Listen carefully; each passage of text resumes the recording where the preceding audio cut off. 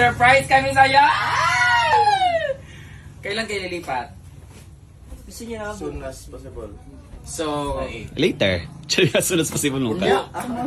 dahil bukas sila lilipat, guys! Magbibigay ako ng 5 kalapate. Sayang yun pa naman gusto ko bigay. Ano na lang, ricados na lang para sa adobong kalapate. Charot lang. Mag-house blessing. Parang hindi pa ito na blessing. Wala. Hindi pa ito nag-house Di blessing. ba? Hindi ko siya kuhan. Housewarming. Nag-housewarming na siya with the boys. Oo. Dito pala ang hideout ni Mia Kaloka na kung saan lalaki pala si Mia. Puro bang tools yung mga nandito. Di ba? Alam mo naman siya. Puro pang lalaki yung gamit nila dito, guys. So, habang nagkukwentuhan tayo, papunta na tayo doon kina... ayun ba? Gano dito? Buta na sila kina. Punta na kami kay Gida. Congratulations. Babalik na lang kami dito pag okay na kasi I'm so na-aching ako. Hindi ko gusto yung dirtiness dito. Gilimdi ba game na? Kasi naman ko. Ala, at least Mia, ang ganda na nito kasi tino puro alikabok. Iba talaga pag iniwanan yung bahay kasi na alikabok ka.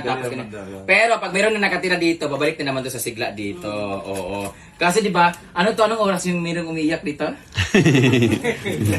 Depende. Feeling ko merong alisa dito na hindi maglalagi dito. Ay magsingkita rin ng bagbilak. Oo, meron pa naman nagpaparamdam dito. Kasi di ba ang dami ng pinagtalsikan ni Mia dito. May mga pitos. Pero peaceful to dito. Kasi nga, nandito lang kayo sa may ano. First time sana ako mag-go good, mag-rent then. Is it first time na first time mo man na mag-rent tapos mag-live-in together sa... Kasi dati di ba dito mo pwede sa ano ba? Nagbalay naman ko sa una ko pero dito gyapon sa doon then noon sa karon kay So are you planning to make your own family? Busy pa sa kanyang... para business. Busy pa sa part kanyang business sa para...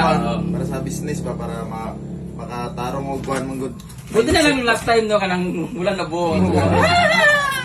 Okay. Duga ba 10 minutes? Gamo. Ano ka? So ka lang outside. Sila dua.